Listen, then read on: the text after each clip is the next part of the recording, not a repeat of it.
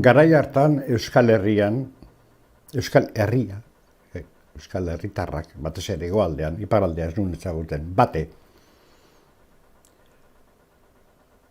gerra ondoko etxipena eta beldurra lotuta zegoen jendea. Zinez, olako etxipen unkigarria zen, etxipena. Eta naiz eta orduen azaltzen ziren, etaren eskutik azaltzen ziren idatzitxoak eta oktabilak eta abarre, hortan sekul ez nuen ikusi, gaurtik begiratuz garbi ikusten dut, gure eta betez ere, etaren garai hartako etaren lehen eginkizuna zala, herritarren beldurra eta etxipena ehortzi eta itxaropen zerbait piztea. 70ko hamarkada da eraintzea aroa. 76ko erakundeak berak ere eradura bat hartu zuen eta hasiak ziren ikastolak hemenka ontxoak bezala eta berehala azaldu ziren beste idatzi batzuk, nik orduen tutik ez nituenak ulertu, AEK-aren beharra, adibidez, oloitzen naiz. Udako Euskal Unibertsitatearen beharra, gero hurrengo hamarkadan erabat izur haragitu diren ekimenak eta jarraitzen dutenak oraindik lan betean. Bide batez ere, hamarkada hortan, sortzen da Estokamairu, desertu kulturalki, desertu totalean ginauden Hego Euskal Herrian. Entzuten genuen, leporaino ginauden, Antonio Molina eta Enparauekin, Arratiko Irratiak eta Segurakoak uste dut ematen zituzen berri gutxiak errasarioa, eta gero Zumarrako trikitilariak, beretan tristeak, baina ez emiztek. Biteltzak orduen zeuden puri-purian, arrotzak ziren, ez ziren gure mundukoak. Biteltzak maitatu ditut, handik 15 urtera.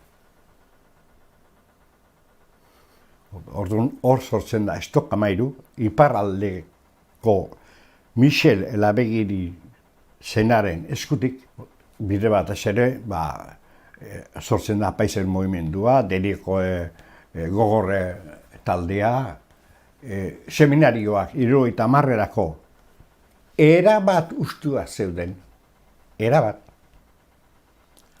Azkenengo promozioa Donostiko seminarioan, nire adinikoak dira. Apaizak asko apaizgoa usten, batzuk lanerako, beste batzuk asko kultura mailan lana egiteko, berdin getatu zen seminarioan, karrera bukatzen ari zen jendeekin. Adibide bat dugu Eustakio, Apaiza egina zen. Urten zuen urtebeteko esperientzia egitera, bizirako. Ezen bakarra izan. Bide bat hartu zuen bezala, beste batzuk hartu zuten kultura maila, euskalgintza, eta bar. Egon zerbait egin gura bat, egon ezin bat, gazteen artean, eta helduek hasi ziren hurbiltzen. Gu bagenek egon, gerra ondoren, gerra garaian, euskaldun asko abertzaleak borrokan egin zutela, eta bar, baina horiek ez ziren, agorik ez zuten irikitzen ezertarako, baina hor esan nahi dut erabateko bateratze bat sortu zen Xabier Etxebarritaren Hor, ilondoren, egon ziren elizkizunetan. Hor bai. Hor, ikusi genituen lehen aldiz, gure gurasoen adineko jendea plazara gurekin batera urtetzen manifestatzera. Lehen aldiz. Hori zen oso ondo, hori zen zatea. Oain, ordura teginen, entzuten bai genuen, ostatuetan eta lantegian, da bar, ikurriña bat azaltzen zenean, gaur bebili dituk gure gazteeroak ginen. Orduan ja ez, nik hori sentitu nuen Arrasateko plazan. Ikusi nituen buruzuriak, gizon da emazta zanuen, gazteeroak bakarrik. Men herri zabaltasun handi batean dago. Hori psikologikoki pauso unkitzekoa zen, donkigarria ere.